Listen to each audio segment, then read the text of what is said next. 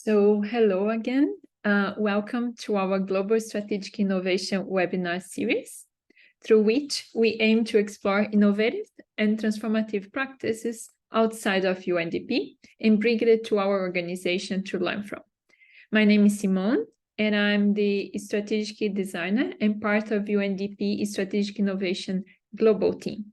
And today we have a very special guest with us, is Adrià Garcia and Mateu from Holon Co-op.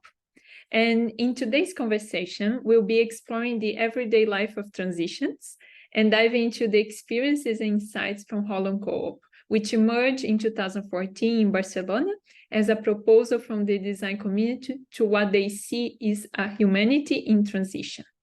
Well, and a humanity in transition, why is this critical at this moment? What we are seeing across the world is a number of increasing complex challenges, from rising cost of living, access to energy, and declining trust. We are also seeing local governments being busy putting down fires and are increasingly incapable of keeping up with the pace of change. Our response as the UNDP has been to promote a system and portfolio approaches as a way to address these complex issues in a world characterized by constant flux. What Holon Co-op is exploring is how can we bet on everyday life as a key space from which to generate intimate breaks in the perception of what is possible and most desirable reality, and generate understanding of how everyday life of transformation looks like. We do have two burning questions around how are we able to understand and see the system through bringing people's lived experiences to the forefront of decision-making and at the core of how organizations operate. Our second burning question, it is how can we bring together then whole ecosystems to drive forward more transformative change? For helping answering these questions, we're gonna learn from the practice, and we're gonna hear from Adrià from Holon Co-op. This innovative company based in Barcelona is specializing in leveraging system thinking to tackle complex challenges and drive positive change, with a specific expertise on surfacing people's lived experiences and focusing on everyday life of transitions in housing and energy. Holon's work is very much aligned with the UNDP portfolio approach and is a source of inspiration for us and hopefully for all system change practitioners that might be joining this call today.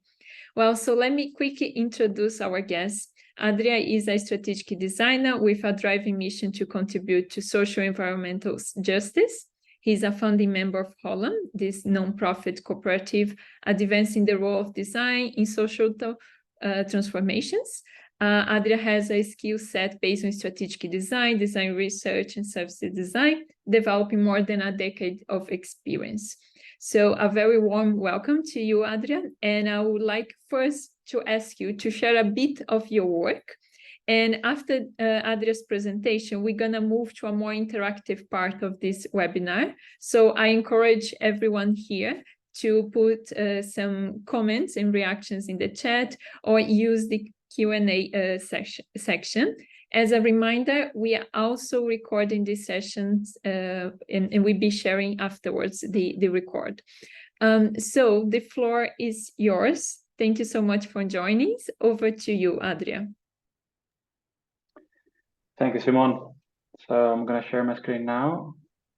Good morning, everyone, or good afternoon, or good night, whatever you might be joining today. So let me know when you can see the screen. You should be saying now. Yes, thank you. Okay, so yeah, first of all, thank you so much to the UNDP Innovation Unit. We're so excited to be here. I'm going to be sharing this presentation for around 20 minutes. And then we will just go for the Q&A. So yeah, like we've been already introduced a bit, but we are from Holon, which is a design co-op in Barcelona, and we're going to be talking today about the focus on transitions and practice, which is the approach that we are seeing emerging in the context of Catalonia, and we're going to be focusing particularly in housing as one of the concrete examples of where this approach is unfolding. Yeah, I'm going to be organizing the talk in these 4 general blocks. The first one is in situating what we're doing in the UN portfolio approach. The second is into delving into the concrete examples of our experience in transitions and practicing housing. Then summarize it in some takeaways, and then we can move on into the Q&A.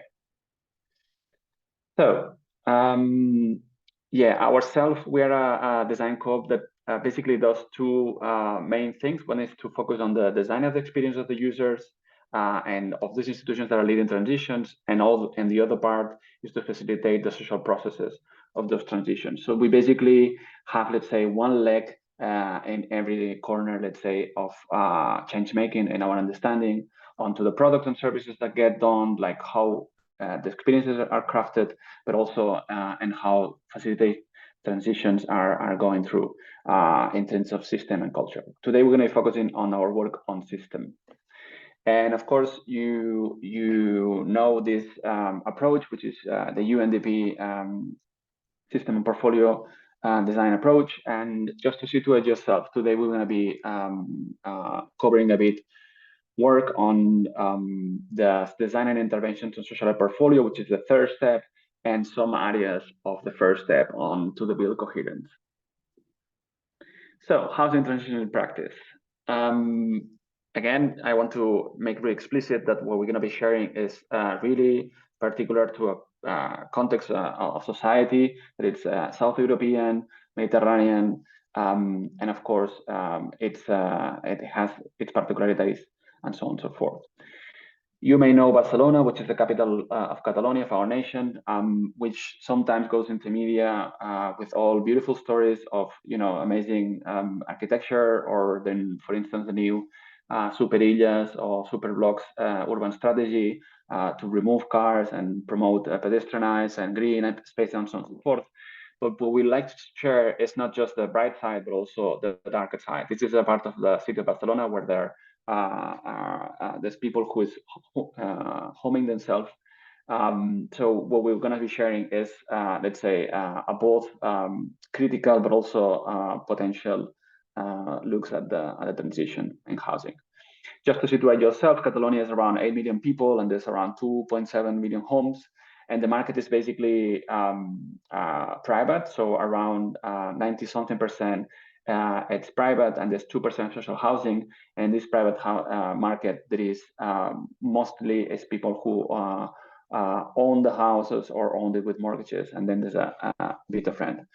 And it's basically resulting in people having a pretty high percentage of pressure and the income that they distribute to their homes being on salaries or paying the rent in terms of with the mortgages. And of course, we have as well a lot of homeless people, and especially a lot of evicted people yearly. First, with the 2008 crisis, from people who owned their homes and went into mortgage and they couldn't pay them, and now into people who is into 22% of rent that are evicted by rent. Here is a bit of like a map of different housing strategies. Today, again, we're going to be talking about housing, but also talking on topics that are relevant for other systems in which you might be working, such as energy or gender equality or education or mobility or others like that. But we thought that it was interesting to focus in a concrete one. So here are just different housing strategies, which you might have as well in your countries. And we basically organize them from more market-driven to more state-driven, and this in between with just communities or commons, which is the combination of state and the community, and also by the implication of users, because as I said before, we focus a lot into what's the first experience of people solving their needs, in this case, on housing. In particular, we're going to be focusing on housing co-ops, which is a niche that we've been working for the last 10 years and bringing it forward to basically promote the change in the housing regime. This is a cooperative housing niche that's particularly growing for the last 20 years. It's small in numbers. It's around 50-60 projects and 250 housing units, but it's already having a lot of traction. For instance, it had 2 already UN Habitat Awards, 1 European Architecture Miranda Award, and so on and so forth, because it's really unique in the combination of a public, community, and cooperative collaboration in bringing up buildings that are community-driven, that are highest standards in sustainability, lowest in price, and so on and so forth. So I recommend you to check it out later if you're more interested. And the key thing of this cooperative housing niche is that it's been questioning underlying logics and principles around housing. And what it's promoting, it's a non-for-profit housing that it's basically owned by the people who live in those spaces throughout the whole life cycle of the homes. Traditionally, it was usually during the construction phase, but we extended it through the living phase. And if basically the result of it, it's an affordable, stable, and flexible housing solution. And the particularity is that it's promoting a lot of communities and strong community sense. Many of these buildings have shared spaces like shared dining rooms, guest rooms, spaces for multi-purpose activities, and for instance, financial pots for so people if they cannot pay the rent, and many other dimensions that are important for promoting decent housing. And this is done mostly through the social and solidarity economy. And here we want to do the first touch base with your general portfolio design approach, which is one of the things that we are doing in concrete, which is one of the questions that your colleagues share in the call about how do we approach the oppositional views in a concrete and a conflictual system as is housing. So our approach, this is an image of a debate that we hold this year in the municipal election in Barcelona, which was the most followed debate around housing. And we've been organizing with different public and civil society organizations at this debate. And we run a campaign. This is an image that we draw in the campaign about centering what's the conflicting dynamics within the housing regime. In this case, is treating housing as an asset, so a place that the financial sector puts their assets so that they don't lose value or even just plainly speculate, or housing should be about housing people, about homes. And just to be really transparent on the, let's say, conflictual dynamics between these governing logics of the housing system, and just put it out there that this is going on, and you might be putting hierarchy or priority in one governing logic or the other, that's fine. But just to be explicit, that's what is going on. This is one of the things that we are bringing forward, and we think it's really important, because there's always this thing of like the system is broken, the system is functioning, and we all know that the system, they work, they just let's say they're generating the results for what they are actually organized and designed upon. So it's not that the system is not working or it's broken. The system is working perfectly to do what it does. We just need to question how it's working and why it's working, how it is. So that's one of the things that we wanted to bring. So one of the takeaways or questions that I would like to hold later is if you're working in a concrete system, let's say gender, mobility, or education, what are the governing logics of your system? So what's the social function of education? What should be the social function of mobility or things like that? And can you identify conflicting logics that are governing the social function? So the second dimension that we want to focus a lot, and if we touch again into your portfolio approach, it would be more into the implementation and the intervention domain, is to, let's say, go beyond just methodological practices. So your portfolio approach is touching a lot into these spaces where we map the problem, map the visions, map the stakeholders, understand the dynamics, and so on and so forth. And by no means we should be doing this less. We should do it more and better. And for instance, when you are in the public sector, you could do system mapping, you could do predictive modeling, you could do many of these activities, and we map those. If you are in the private sector, you can also do identify doing research or doing different data analysis, and so on and so forth. If you are in civil society, You could facilitate conversations internally between the groups. You can hold different assemblies to understand what are the pain points, and so on and so forth. And if you are in academia, you can also, of course, do networking. You could do different act analysis. You could do many of the different things that we need to be doing in order to do the system change work, like all this indirect, what we call indirect practices, methodological, that are usually in focus. And what we want to call attention is what, of course, is already happening as well, but is usually overlooked, which is what we understand as direct transition practices that tend to be more instrumental. And here we talk about if you are from the public sector, you might know by heart all your policies, co-funding, planning, prosecuting, reforming, all these things that you might know if you are in the public domain, but you might not know that well how in the public and the private sector, what are the strategies from generating products, services, to creating knowledge development centers, to changing your behaviors, and so on and so forth. The same thing for the civil society organizations and doing blockades, strikes, campaigns, mass celebrations, public chantings, and so on and so forth. And the same way in academia by releasing books, by organizing new frames and disseminating them, by attending to media experts, and so on and so forth. So the main, let's say, work that we're doing, it's trying to make these practices of system change, both the more indirect and direct, the methodological and instrumental, legible, to make them visible, so that we can have better conversations of what is going on in practice, what transitions in practice are happening, and that we are able to read better, not just the players who are in our corner, let's say, of the system change, but also in the other corners of system change. And here we just gather some examples of these concrete interventions that we've been carrying on within this niche. These are just some interventions in which we've been taking part, but of course there's many others that have been going on. And most of these interventions we took part with other players from the civil society organizations, from the social market and the public institutions. Just to give you an example of what we said before about that we design the experience, but also facilitate transition. So we've been, for instance, designing the common services and several of these housing cooperatives, facilitating the workshops, doing all the work to make sure that they understand how to live together. We also been, for instance, organizing statewide conferences about cooperative housing, where we basically been facilitating demonstrations in the street. We've been facilitating 500 people attending to different debates and so on and so forth, facilitating the agreement between different politicians. In this case, this is Ada, you might know a bit the face, between different levels of the government and the municipal and the national level in Catalonia, and so on and so forth, and so on and so forth.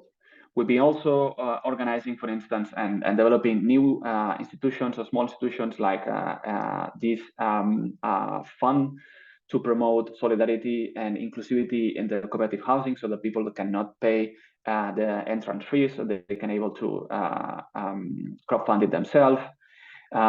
We've been also, for instance, organizing campaigns through both the social sector and the private social sector and the civil society, together with some politicians, so to create a new resolution in the Catalan Parliament, where we did, of course, videos, everything, all is always engagement, so that we can create first a resolution in the Catalan Parliament. And this was 2 years ago, no, maybe 3 already. And hopefully next year we're gonna pass the law, so to define the new housing niche, so that the public institutions can better support it, and so on and so forth. And again, these are our concrete interventions, and these are important, and we should be doing them at least in understanding, with all the design qualities of user-led, engaging, visual, and so on and so forth. But what we wanted to highlight, it was that when we look at all these practices, when we read the niche or the regime and what is going on, that's what we think it gets interesting, when we actually understanding and practice what is being instrumentally done, let's say. And what we're doing is analyzing over these 20 years, this niche, in a way that, of course, everybody in the niche understands, like doing a public demand to change a policy, or creating a new developer, or scouting land, and so on and so forth. And that's the language that somebody who's working in the housing regime would understand. But what we also been doing is to analyze these practices or with this framework that is called from that is from Donella Meadows, that basically it's just looking at the transformative potential of practices.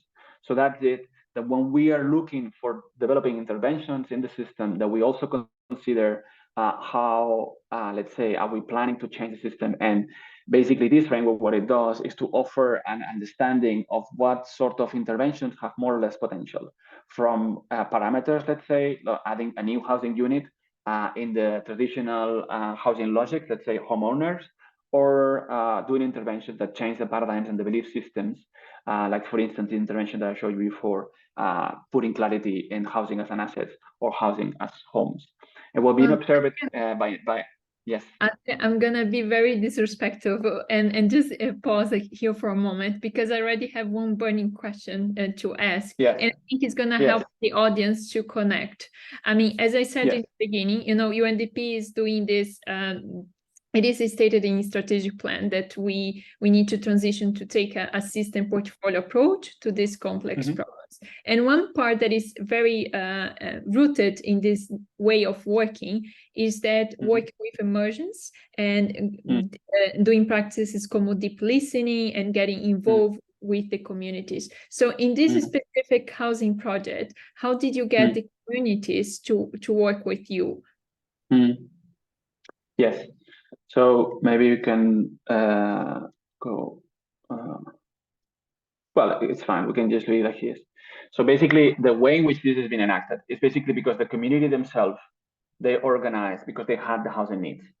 So when we approach politicians or people from the private sector who want to dynamize communities, what we say is like, let's say it's really hard to make people do or volunteer for what you want, but you can find people who's already having this need and is organizing. And you can look for the spaces. In Catalonia, in the context of Catalonia, it meant people in the social economy, people in racialized communities, people that were having evictions, and they organize themselves, something like that. So the way in which we been doing that in concrete housing niche is by supporting the spaces in which communities that were organizing themselves. For instance, we've been joining the secretary of this network of, it's basically the biggest social economy network in Catalonia with 1,000-something organizations. And we've been holding there and supporting the housing committee. And then basically what we're doing is when we are organizing, for instance, campaigns or things that are done just from the community perspective, what we've been doing as well is to join the communities, the housing communities, with the more established cooperative sector, which is what we're saying as this community-led cooperative sector. But we also been doing is to join communities, cooperative sector, or let's say organized civil society with public institutions. I didn't mention it here because it's something that is already on the making, but this year we organized the European Social Housing Festival in Barcelona, which is one of the biggest events in the social housing worldwide. And we presented the European Community Land Trust Network, in which Barcelona is taking place. And basically what we are working with the Municipality of Barcelona and from the government of Catalonia is to be able to start creating the first community land trust, which, if you don't know, is basically, it's a form of governance of land and housing that includes both the community, the people who's living on the land or in the building, the organized civil society that is rooted, and the public institutions. So the short, let's say, just to wrap up a bit this question, is what we're saying is like, let's just build on organized communities who are already having the need and support them, not just from the state, let's say, or from the public institution, but also from organized local communities such as cooperative or NGO or something like that. So from this triple bottom or three legs stool approach is what is the general, more, I would say, political reflection of our times, is that we try to have homes that are taken care just by the communities. We try to have homes that are just taken care by the state. We try to have homes just by the NGOs, let's say, but we saw that, let's say, rentism or market dynamics of financialization of housing, they find ways to erode the custody of homes if you isolate those players. And what is emerging as a social response globally, no, of course, not just Barcelona, we're just following this wave, is to integrate this public, cooperative, community-led housing.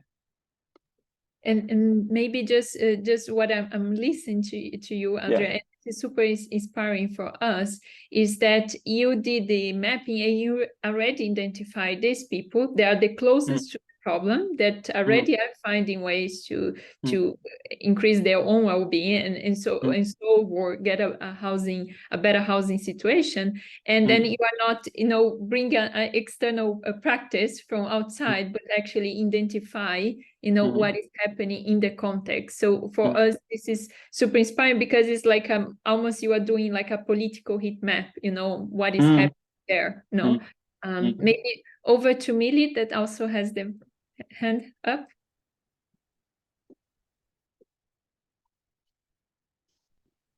Yes, sorry, couldn't find the mute button. Curious to know, Adrià, where have you, because the housing market, I imagine, has a lot of politics, entrenched interest as a part of it. Could you give us an example when you faced a very sort of difficult political wall, and how you have succeeded to going around it, or maybe not? So maybe I can share one success story and one that we're now struggling, let's say. One is the success story. Let's say it was the initial, let's say, like 2013, where this the niche was taking off, and at that moment, let's say the party was governing both at the national level in Catalonia and in Barcelona. It was, let's say, the conservative pro-independentists, let's say, and at that point they were not, let's say, paying, you would say, attention to community-led housing. It's not that they were opposing it, it's just that they were not promoting it that well. So what we did manage to do is to frame the work, the initial project that they started doing, as a way for them to, let's say, build on the values that they care. In this case, it was about entrepreneurship and about, let's say, not spending much more resources from the public domain. So, and that's really down to earth, because what we managed to get the first 2 urban projects in Catalonia, in Barcelona, by just giving land. And these, let's say, unlock at that time a situation that it was blocking, because we have, like, let's say, the more progressive parties that they saw that the model could go forward, but they couldn't find the way forward. So basically, that was one way. Then, let's say, fast forward, we've been 9 years developing different projects and so on and so forth, especially in the city of Barcelona, and the national government changed it. So they're a bit more progressive in the sense on prioritizing the right to housing. And there's been many different policies that have been going on and so on and so forth. So it was the good times. Now, let's say we are, there's been a change at the municipal level at CIS, and we will see in the national, which is next year, that it's again not having let's say, that priority in the model. And what we basically right now, the conversation that we're having right now is how can we bring again this, if you would wish, more pragmatic approach of how can you transform the model, the niche that you're creating, so that people can support it from their own interest and not necessarily your interest. The way that we're approaching this right now, and we will see if it's successful or not, is first by securing, let's say, the activities that the public institution is doing in public housing, because it's an agreed, let's say, problem that all political parties agree that there is not enough social housing. And what we're aiming here is that we can support the public institutions in doing social housing. That's the way that we are betting for to support this challenge, because right now, for instance, and this is just something that's happening this week, we've been trying to hold a meeting with different parties, and we're having a, let's say, the meeting is being postponed, so we are sensing that there might be some problems in that. And I could go in more into details, into concrete ways that we're doing this mediation, but I don't know if that was enough.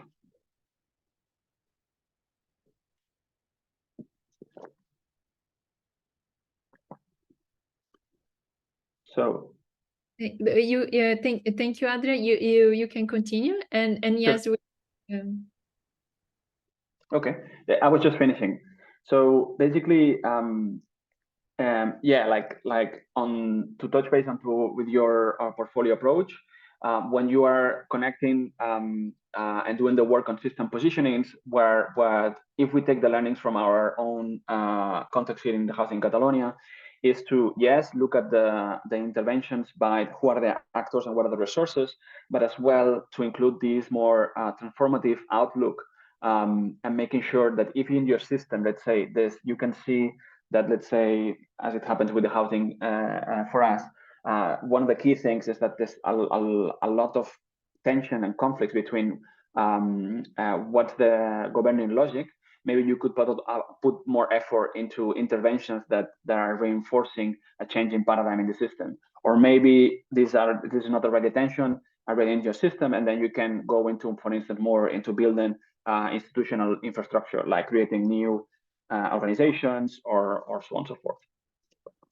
And the second reflection or takeaway to connect it with your framework is that when you are doing let's say the landing and the routing of the portfolio, and you consider interventions, you already have some templates that give you some examples.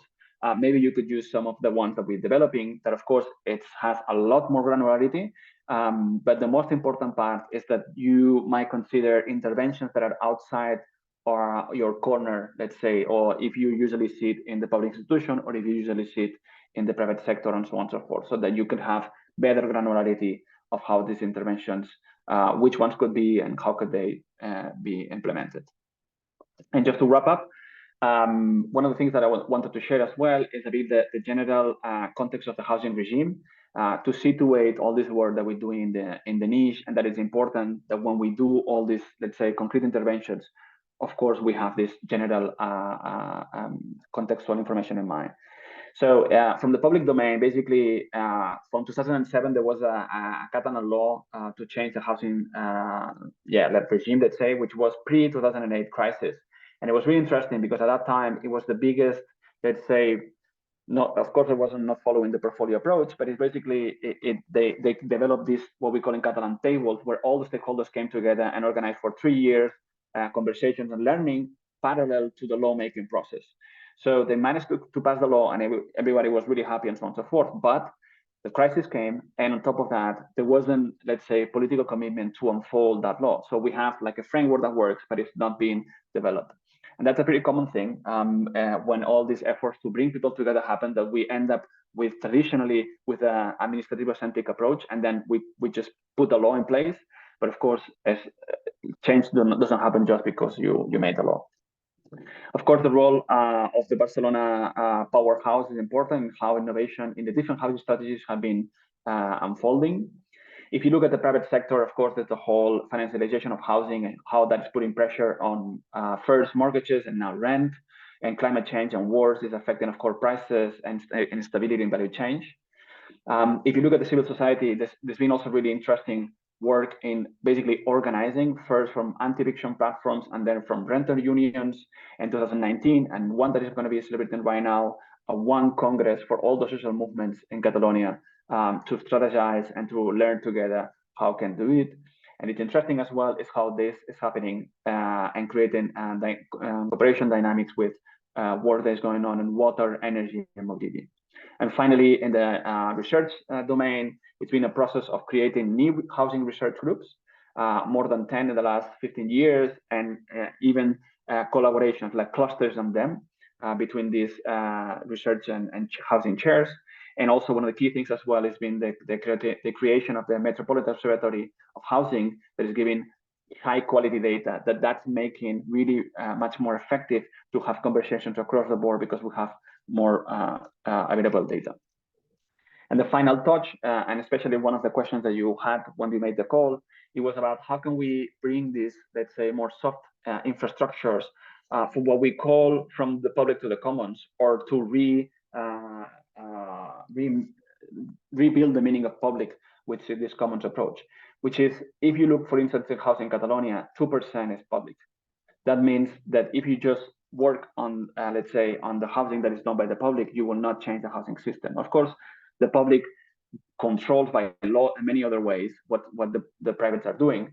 So what we basically working is right now in the more infrastructural way by creating the organization on these four corners. The civil society is already organized. We are working to organize, and we already did in the social private sector. We're also working to organize in the universities, and hopefully next year we're going to have the first network of municipal institutions that are working for the right to housing. And this is like the background or the bottom work and that's at least our vision, to have a bit more structured way, let's say a portfolio or learning space for the whole housing system.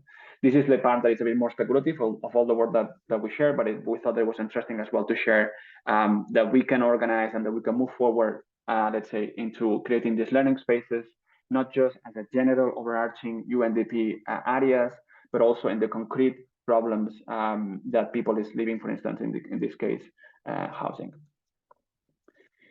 So takeaways that you might use to complement your portfolio approach. So to put a lot of importance into people practical experience.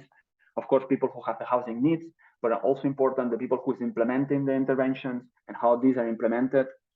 Power tested, so to make explicit the system primary social function. If it's housing, for instance, it's our homes assets or homes, and what's the priority and what's the hierarchy between these two, and just be explicit about and have these conversations. It's fine which side you take, but just let's be explicit.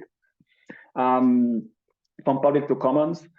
So what we said before about the public cooperative community housing, this is also being implemented right now in energy in Catalonia. There's some baby steps going on in water systems and so on and so forth. So how can we update, let's say, the institutional context or traditional, let's say, in social democracy, for, let's say, protecting the work that the public is doing, but also the communities and the organized civil society, and not just general, but in concrete ways, concrete organizations, like, for instance, community and trust.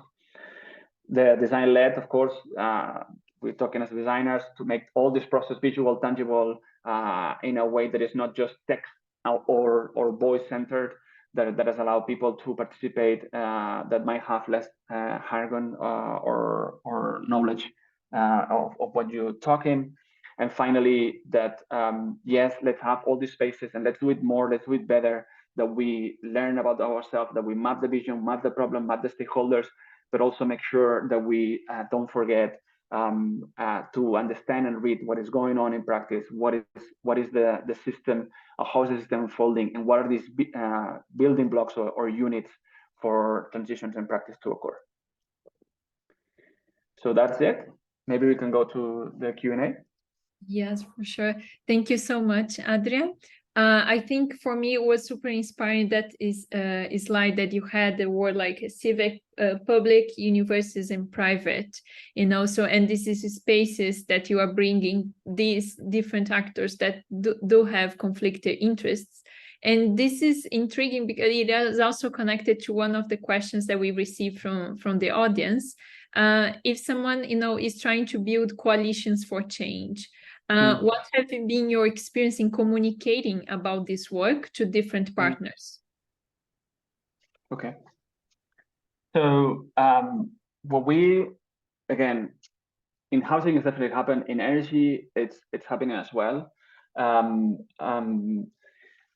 There is this traditional lack of trust or second thoughts about people in the civil society from the public and the private and so on and so forth. And that's something that is common. And when we are creating this coalition, for instance, we created one with social housing providers together with civil society and some universities. What we're saying is, let's say we use the metaphor of the Mediterranean Sea because we're Mediterraneans, but it's basically historically regions in the world that had seas, they've been developing much faster. You have like the Southeast Asia or the Gulf of Mexico, things like that. And these regions, they evolved faster because they had the sea. And the sea was basically a communication network. It was a space to interact better, which doesn't mean that they didn't fight or didn't have conflicts in the Mediterranean Sea or other conflicts. Of course, they have conflicts, and sometimes they have even faster conflicts. But as a whole, they madurated faster.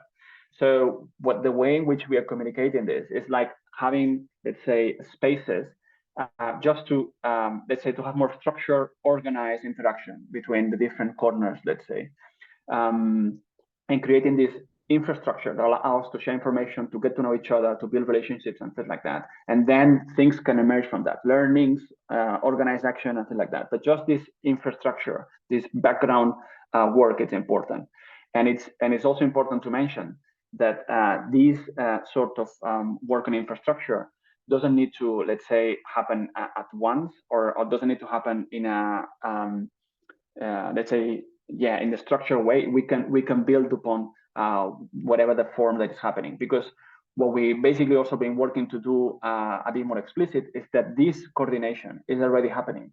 So through social media, through books, through newspapers, through congresses, through this coordination, this social learning is already happening. What we are proposing is just more structured ways, both with tools that we already know. We don't need to reinvent the wheel. We know how to, let's say, gather 100 and 150 people for a year and a half, so to create learning physically. We know how to handle digital platforms to foster learning. So we have these tools. It's not, let's say, we don't need to build any technology, social or digital technologies. We have them, but we have to overcome some barriers. And these barriers, what we analyze so far, at least in the housing, is the mistrust. The other is the barriers on the role on the public institutions, because on one side, let's say, if you are true in the civil society, you might think that the institution is just serving, let's say, lobbies and housing investors and something like that. Or if you are in the public institution, you are afraid to lose power, because you're going to enter into a space that is not necessarily public-centric, but is common-centric, is putting housing at the center. And then there's other small barriers which might not be relevant, which we identified, but it's basically the whole financing, which of course you touch upon a lot in your portfolio's approach, and the particular aspect of housing that it's land. That land is a really particular good that has different microdynamics than, let's say, other ones. Adrià, I also have now a follow-up question from my side, because you mentioned social learning, and this is something that is also included in this practice of working with system portfolio approaches. Do you have any particular examples on how to bring social learnings to the core of the institutions? I mean, I could jump in with some, in the, let's say, in the civil society organizations, we've been organizing yearly gatherings that it's a bit more, it's very similar to what you've been doing, where we do futures and history mapping, so that where we're going on and where are we going towards, and having these spaces of conversations, and then consolidating them, creating some campaigns to disseminate the learning, something like that. In the collaboration between public institutions, I could say one that it's going on in the city of Barcelona, where basically the city of Barcelona has this kind of participatory spaces. One that it's on social issues, and one that is particularly in housing issues. We've been taking part there as Holon, but also as the secretary for this network that I mentioned before that we're working. And there's public institutions, there's financial institutions, then housing cooperative, and so on and so forth. And it's at the end of the day, this one is a bit less, I would say, less structured and more traditional. It's just this kind of, I think they call it in policy, procedural policies or instruments of gathering once in a while and having spaces, and then just having meetings once in a while. And that's been, let's say, more traditional, but still also works. Sometimes, let's say, we are not able, let's say, we as Holon, we know that we could do a whole portfolio session and have a 1-year process with all the different stakeholders, and that would be the best thing that we could do. But also we acknowledge that at this moment we are with this situation, and we try to make the best of what we can with this concrete context, which is basically, it's this table, what we call tables. There are, all the stakeholders are there, and they meet regularly to discuss the patient issues. Thank you. I do have one more follow-up question before I hand over to a question from Melly. You mentioned history mapping. How it's like? It's the same. I don't know. Like I can share with you later if you want. This we're in contact with, let's say, as designers, where our frame is called transition design.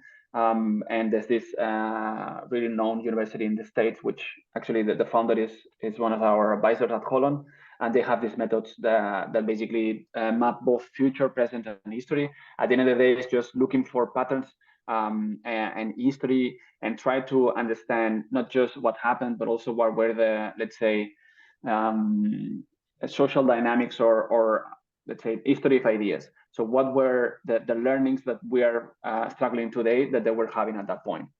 It's not anything super difficult. It's just like that when we do the mapping, sometimes we just focus on how is the system today, but sometimes you need to understand, for instance, in the housing system in Catalonia, if you look at 1920s, most of the housing system was rent. But then we had the 40 years dictatorship of the Spanish dictatorship over Catalonia. And then one of the key the first housing policy of the dictatorship in the 1960s, it was that they shifted to a society of homeowners. They said, we want a country of propietarios and no proletarios, to homeowners and not proletariats. So this is, you need to understand all the different dynamics, or you need to look at the 1990s and changes in laws to, I don't know, there were different things that is important to have in mind so that you understand the dynamics that are going on today in the system. Very interesting. I think what I'm listening is like a tool that enables us to look at and find what are the mental models and values and things that brought us here. Not only the issues that we see in the daily news, but and the ones that are below, they're usually the more challenging to change. But there is like what you do, to start pivoting. And seeing also what is happening in the context. There are signals of change of these beliefs, they are very much rooted in history. So very interesting. Maybe now over to a question from Melly that I'm going to read. You talk about land. This is a crucial resource for many issues, including green transition. Can you elaborate how you approach, create better understanding around land ownership here? Acknowledge different and contested interests are there. This is a line of work that it's really recent, so just 2-3 years that we started working on this, but of course there's been work in Catalonia doing that for long. But there's one part that you have the more rural approach to it, so all the commons and rural commons and all this kind of stuff that has been going on for 1,000 years ago, that the kings took that from the commons, let's say, but let's say it's something that's been going on. And then also it's happening as well in the logics of energy. There's a lot of also work going on as well with the energy transition and how the governance of the installations of green panels or windmills and so on and so forth, in which land are installed, and how the communities who live in that land can control or not the installation of that. So the conversation has been going on in this, let's say, agri, let's say, and energy domains. And what we're doing in the housing is that because of our experience in developing these projects, we saw that one of the main barriers is the price of land. So basically, the main work that we've been doing is to look for inspirations. And there's this network that I mentioned, the European level of community land trust, that has been going on, let's say, in different countries, and we basically joined in the formation of that. So far, what we've been doing is like pilot projects. Now there is 4 in Catalonia that are, let's say, the ownership of the land is not just from one member. I said before, from the community who's living in the land, from the organized local civil society, and from the administration. But it's actually in a combination of all these 3. And so we've been doing examples, let's say. And actually, this month, we're going to finish with Holon a strategic reflection that we've been facilitating to do a bit of more scenario planning onto how the CLT could be developed in Catalonia. At this stage, our understanding of the issues, if you look at its origins in North America or Europe or South America, and some examples that we also looked at Southeast Asia, the main problems are, as I said before, the key understanding of, which is that sometimes it can be easier to overcome, the understanding of land as a common resource after years and years and years of understanding it as an asset. And the main challenge right now is how do you finance that? Because if you go, let's say, buying land, let's say plot by plot, you need to go through market dynamics, and the scalability of that and the resources for that are very limited. So what we're looking is by bypassing these through the public support. In homes, when there are buildings, let's say, in this land, there's already, at least in Catalonia, laws that you can evict or let's not evict. I don't know what's the name in English, but basically that if somebody is owning a building, a piece of land, and they're not making a proper use because there's empty homes and things like that, as a public institution, you can take that building. And when you take that building, you can buy it yourself as an institution. You have the first say, but we changed the law in Catalonia. And then the second say, it's for social housing institutions. And that's basically giving more muscle to the administration, to basically financial muscle, to grow into this capturing of buildings, and in the future, hopefully, it could be land. It's a topic that we're still learning about it and doing some early work, but what I can say right now is this, and maybe the person can clarify if they want more details.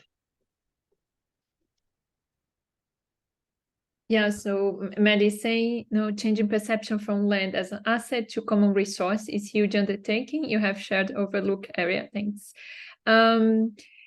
Adrià, I have a question kind of regarding with this, what have been your biggest aha moments and light bulb moments for, for making the government in shifting from the public to the commons?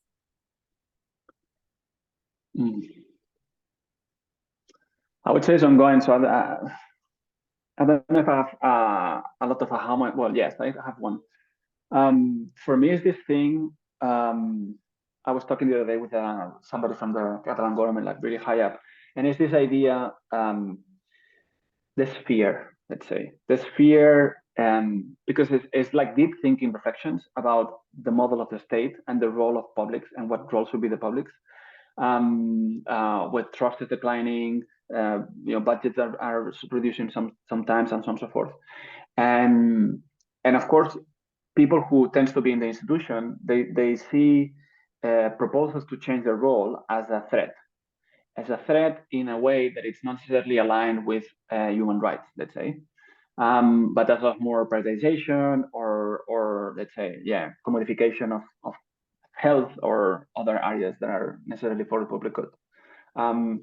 So the conversations that we're having and the work that we're having is that how can we overcome that fear by making the publics or people in the public domain reassure that, let's say, they might be losing control, but as a whole, as a commons, we're winning control because we are, let's say, creating checkers and balances, let's say. And this is really understood in the concrete example of housing and ownership of buildings, but as I said, with the community and trust. Because if you have public housing, you know the ways in which this can go wrong, by nepotism, by privatizations, because somebody decides to privatize everything, blah, blah, blah, blah.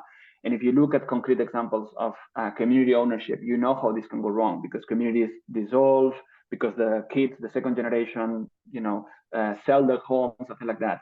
And you also can see how, let's say, social society or local society can go wrong by, as well, nepotism, dynamics, conflicting dynamics with the politics, with some favors and so on and so forth. So the whole idea here is how can we assume let's say, the problems that we have in our institutions, but think in institutions as, let's say, whoever is taking care of the common goods, not necessarily public institutions. Let's say public institutions were created because of that, and they're great. They work in many ways really great. But in our understanding, we should go further in including more stakeholders in the custody of these common goods. And we are basically just seeing concrete examples that can be done in housing and land.